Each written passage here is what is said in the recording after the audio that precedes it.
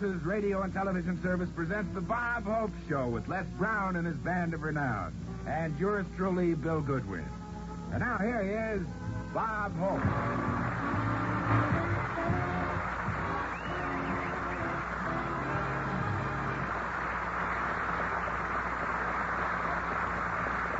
Thank you very much. Thank you, ladies and gentlemen. Ladies and gentlemen, tonight we're at the Long Beach Veterans Hospital, which is about 25 miles south of Los Angeles as the crow flies, and about 20 miles south of Santa Anita as the doe flies. But over 2,000 veterans call this place home. At least that's what they call it when the nurses are within earshot. Nurse, that's the girl in the white uniform who can take your temperature and give you one, both at the same time. To give you an idea how cute the nurses are in this hospital, somebody hung a bunch of mistletoe in surgery, and they had to operate on one poor guy twice. Once to cure what was wrong with him, and once to get his lips unpuckered. These nurses are so cute, they even had to put a speed limit on wheelchairs here. Everybody wants a ricochet romance.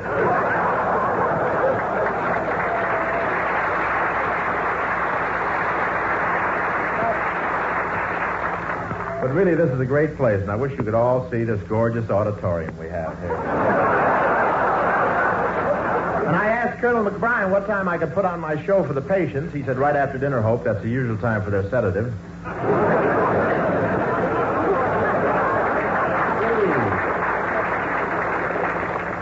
Anyway, it's wonderful to be down here at Christmas and sharing the fun. The cooks here went all out for Christmas. They wanted to give the boys a white Christmas, so they bleached the beans.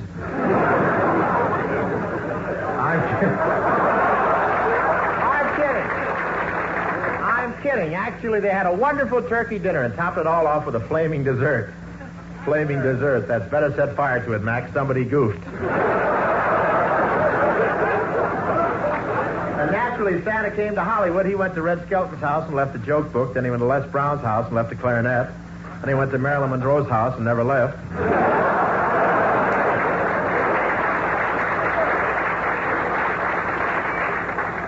But my wife has been hinting for a mink coat, so I had to do something about it. I gave her 2 minks and a book titled The Virtue of Patience. I didn't do very well this Christmas. Very well. I hung up my stocking. When I went to look in it, foot powder. But I got a few gifts. The boys in the band gave me some cologne. You've heard of Taboo. This is called Babalu. You don't sprinkle it on. Desi Arnaz comes around and sprays you with a perforated maracas. I won't say it has a powerful scent, but as I was driving past Griffith Park, 2 skunks came out of the trees and yoo-hooed at me.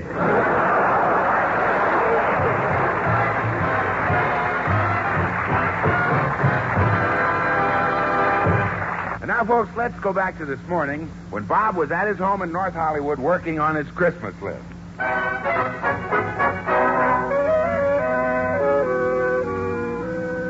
You know, Christmas is getting out of hand, Bill. I've spent over $500 on presents already.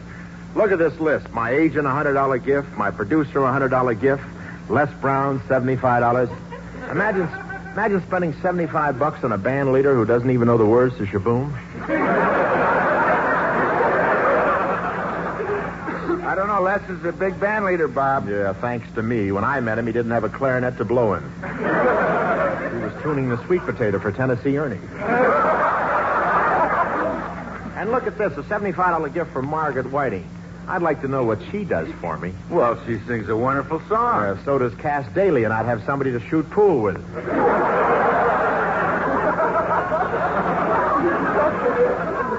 I didn't mean to blow my top, Bill, but if one more person tries to get a Christmas present out of me, so help me, I tell you. Hiya, Mr. Hope. It's just the mailman. Thought I'd walk right in because I got a lot of mail for you today. Merry Christmas.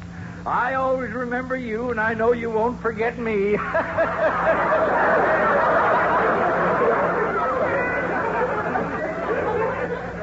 Boy, did he pick the wrong time. Well, I'll dump these letters on the table. There you are, serving you as always, day after day. Like our motto says, neither hail nor snow nor sleet shall stop this courier from the swift completion of his appointed rounds. Is that the end of the commercial, or is there more? Well, I'll be seeing you, Mr. Hope, and hold this thought. When Christmas morn dawns bright and clear, and you partake of Yuletide cheer, think of all the poor mailmen from here to Nantucket soaking their pooped-out dogs in a bucket. Well, so long!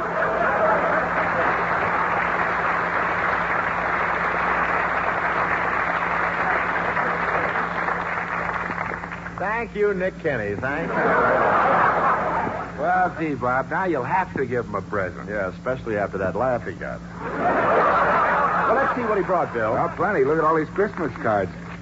Bob, who's that long, narrow card from? Oh, that's from Gina Lola Brigida. It's the only way she could get her name on it. Say, isn't it a cute card? Santa riding on a big pizza pulled by 14 anchovies. See, you know something? You sure do get a lot of cards. Yes, and packages, yes, I know. Bob. My fans are wonderful to me, Bill. Why, I just mentioned on the air those Remington electric shavers that can shave the fuzz off a peach, and they sent me hundreds of them. Look at them all. Yeah, I see them. But, gee, won't they rot if you don't put them in the icebox?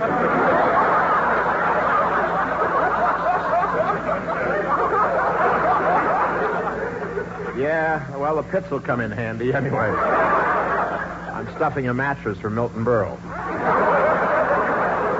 Hey, getting back to your Christmas list, Bob, have you bought gifts for everyone? Yeah, Bill, except my wife. I'm going crazy trying to find a present for Dolores. Well, everybody has trouble finding a present for his wife, Bob. Yeah, this is the only time of year I'm glad I'm not King Farouk. I sure wish I could think of a nice present for her. Well, doesn't Dolores give you a hint of what she wants? Well, usually. Last year she told me how beautiful Betty Grable looked in silver mink coat and dark glasses, so that's what I got her. Oh. Gee, she must have flipped on Christmas morning. She did. She thought I was going to get her the mink coat, too.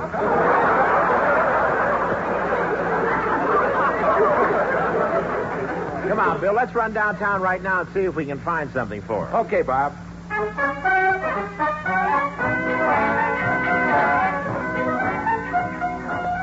Let's go in this department store right here. I wonder if the floor walker could make some suggestions.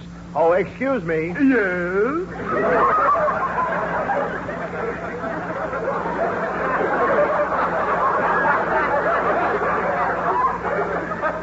I noticed your striped pants and cutaway coat and that carnation in your lapel. Are you the floor walker? No, I'm the chairman of the United Nations. I'm waiting for John Foster Dulles. His plane lands on the mezzanine any minute.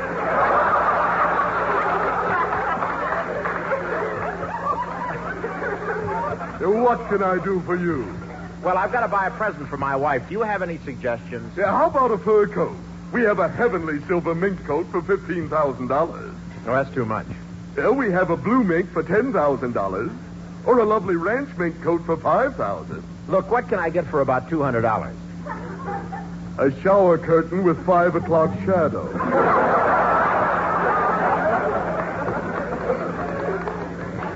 Now, look, don't use that tone of voice to me. It isn't the gift that counts, it's the spirit. And besides, I thought you were supposed to be polite to people. To most people. But there's 2 customers the store says I can insult any time I please. Yeah, who are they? You and Jack Benny. Please, don't compare me with the Scrooge of Santa Monica. I'm a good customer here. You were. We're a little leery of you since you brought those neckties in for a refund the other day. Well, everyone exchanges ties. Yes, but you were a little late with yours. They all said win with Landon. So what? That doesn't mean they're old. We just bought a vacuum cleaner last week, and it says a clean sweep with Hoover. What does that mean? Look, all I want is some suggestions. This present doesn't have to be anything as fancy as a mink coat. It doesn't? No, my wife has very simple tastes. Yeah, I can see that.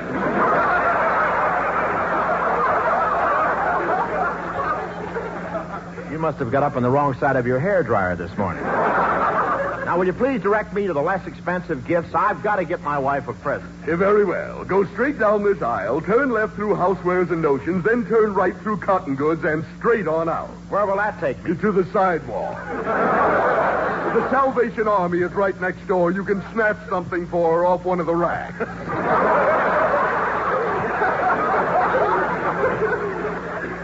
I've had it. Somebody put him back in Max Factor's window.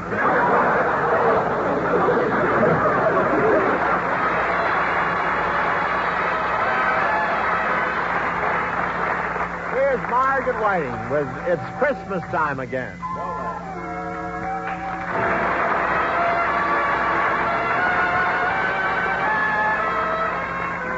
Snowflakes falling, church bells calling, it's Christmas time again. Fires lighted, kids excited, it's Christmas time again. Now Santa's sleigh is on its way with candy canes and toys and wonderful things that Santa Claus brings to good little girls and boys. Candle glow and mistletoe, it's Christmas time again. Carols sung and stockings hung, it's Christmas time again. There's a tree to trim, our glasses brim with love and joy and cheer. To all a Merry Christmas and a Happy New Year.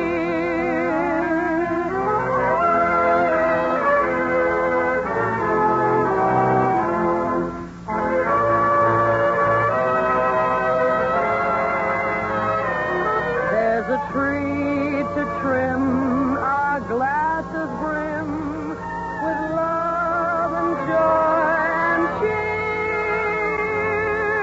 To all a Merry Christmas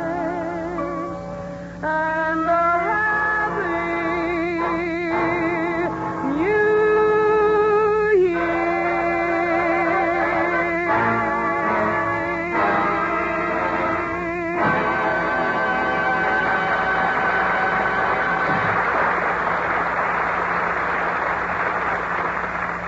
Now let's return to earlier this afternoon. We find Bob still shopping in the department store. Be careful in this crowd, Bill. You know, the first guy who bumps into you might be a pickpocket. Whoops, pardon me, Bud.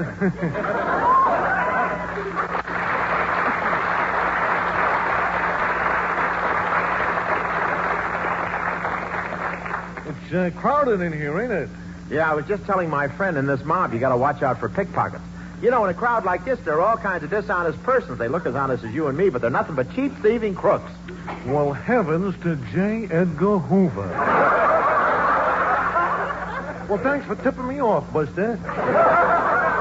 Oh, no, I play it safe. I keep my wallet right here in my inside. Hey, wait. Wait, my wallet's gone. Well, how about that? Well, somebody picked my pocket. What'll I do? Tell you what, Buster, you wait here and I'll run for the store detective, huh? Okay. No, on second thought, don't bother. There wasn't any money in my wallet anyway. No money at all? How do you like that? What's the matter? You just can't trust people anymore. Well, all right, I'll be seeing you, Buster. Goodbye. Well, before I go, do you mind if I make this pink chalk mark on your back? Well, what for? My brothers work in this store, too, and we always try to avoid duplication. Go on, Buster.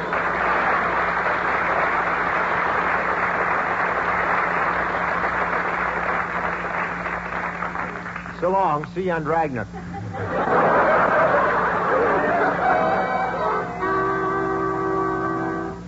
Perhaps I can find a present for Dolores here in the jewelry department. Oh, clerk.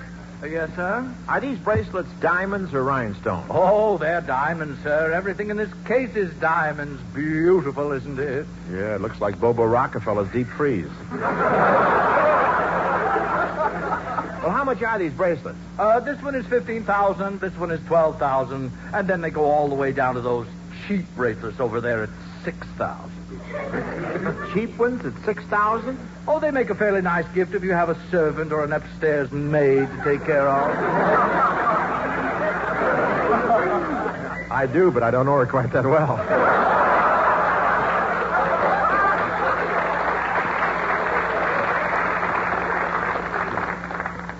Yet. Well, you decide which bracelet you want, sir. I'll take care of that other customer down there. Okay. Gee, $15,000 for this little thing. What's it? Pardon me, Bud. Oh, it's you again. Hiya, Buster. Oh, hello there. Well, look at the pretty diamond trinkets that somebody left lying around. Now, if the wrong person came along, these could easily disappear. Yeah, don't stand too close to the counter. You look like the type who inhales. If you are trying to hurt my feelings, you have succeeded. Now, I will not stay where I am not wanted. Goodbye. Au revoir, arrivederci, and toodle oo. And now, sir, I can take care of you. Oh, fine. Now, which diamond bracelet, where'd they go? Why, they disappeared. You stand right where you are. Police! Police!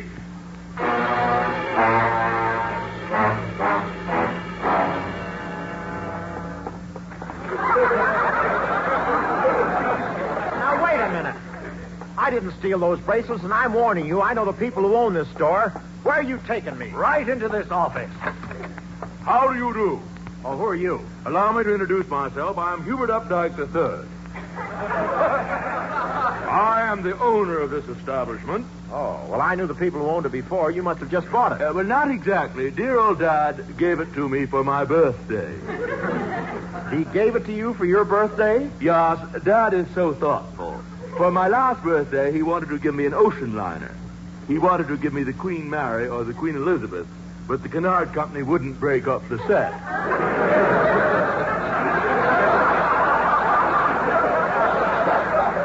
Well, that's all very interesting, but I want to explain a very unfortunate thing that happened. No, look, I have already been informed.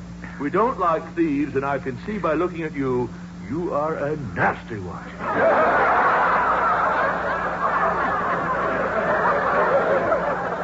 Now, wait a minute. I'm just as good as you are. Now, please, no one is as good as I am. I'll have you know my family descends directly from Columbus. From Columbus? Yes. Then what are we arguing about? I'm from Cleveland. There's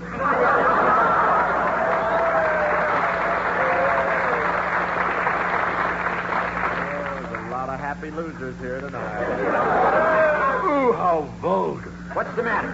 Well, how dare you compare yourself with my family? You upstart. All right, so you come from one of the first families. Who cares? We are the first family.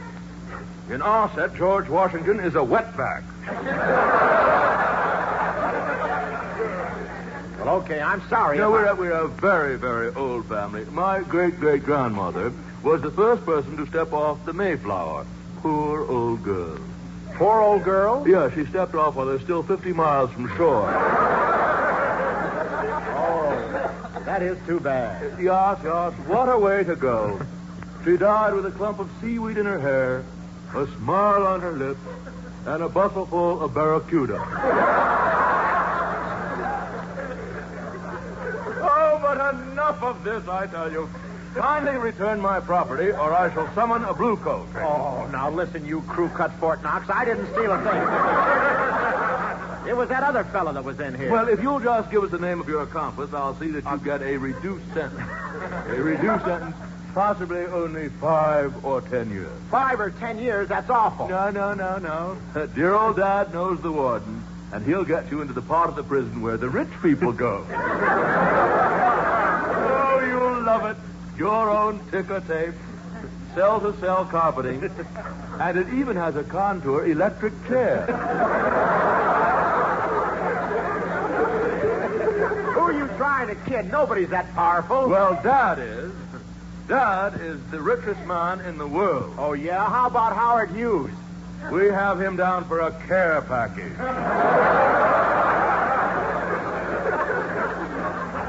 Well, how did your father get so rich? Is he an oil man? An oil man? Oil. That's a lot of oil. You know the Flying Red Horse? Yes. Dad posed for it. Daddy has all the money in oil. It saves it from getting rusty. Oh, yeah. Oh, but I don't know why I should be divulging all this to just an ordinary criminal. Now, listen, uranium head, I'm not a criminal. I didn't take those diamond bracelets. I'm innocent. You didn't take the bracelet? Definitely not. Look at me. Don't I have an honest face? You're weakening your case. We caught this man shoplifting in the silverware department, sir. Shoplifting? Me? Why, I was just browsing. You were just browsing? Are you sure you didn't take anything? Scout's honor. He belongs to the Rat Pack troop. Well, he does look rather uncouth. Turn out your pockets. Now, wait a minute. There ain't nothing in my pocket. Turn them out, I say. Well, okay.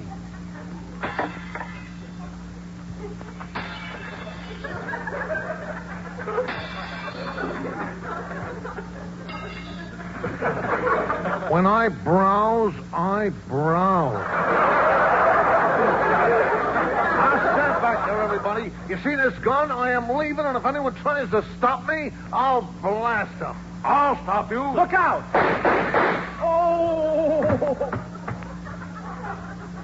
Oh, poor chap. You're in a bad way. Yes, I know. Why did you shield me? Why did you take the bullets instead of me? Well, you own oil companies and stores and banks. Too many people would suffer. And you? All I've got is the Cleveland Indians. I'm glad to go.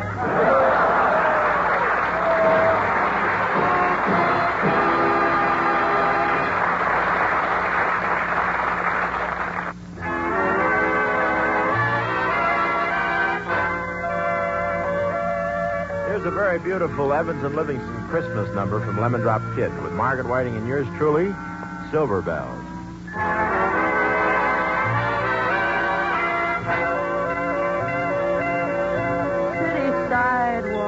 Busy sidewalks, dressed in holiday style. In the air, there's a feeling of Christmas. Children laughing, people passing, meeting smile after smile. And on every street corner you hear silver bells, silver bells. It's Christmas time in the city. Ring-a-ling, hear them ring. Soon it will be Christmas Day. Strings of streetlights, even stoplights, blink a bright red and green as the shoppers rush home with their treasures. Hear the snow crunch, see the kids bunch. This is Santa's big scene. And above all this bustle, you hear Silver bells, silver bells. It's Christmas time in the city. ring-a-ling. Hear them ring. Soon it will be Christmas Day. Soon it will be Christmas Day.